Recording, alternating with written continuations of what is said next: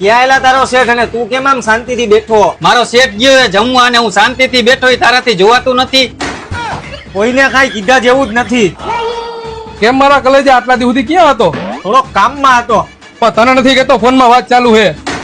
એટલે તમે બે રાડું પાડોમાં, મારો શેઠ આવશે ને તો હમણાં ખીજ્યા હે. હું જમીન આવ્યો, તું મને ફટાફટ સોડા પાઈ દે. અને એમાં થોડોક મોનોકોટો નાખી દે એટલે જાય અહીંથી. કોને કેસ? ફોનમાં વાત ચાલુ છે.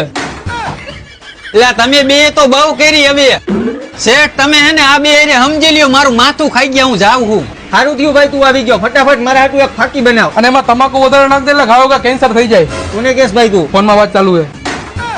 અને મને તો ગૌતમ મૂકવા સાપ અને બે ચાર પડી ગયા નહીં આપ. આલિયો જૂનો અને જાણીતો ગૌતમ મુખવાસ. હાલે ખા. પણ મારી પાસે પૈસા નથી. અરે 1 રૂપિયાની એક પડી કે આવે હે ખાને ભાઈ, મેં તારી પાસે ક્યાં પૈસા માંગ્યા? હા મને બીજી હજી આપી દે. શું ભાઈ ગૌતમ મુખવાસ એટલો બધો માર્કેટમાં હાલે છે? હા ઓલી દુકાનમાં જોઈ લે.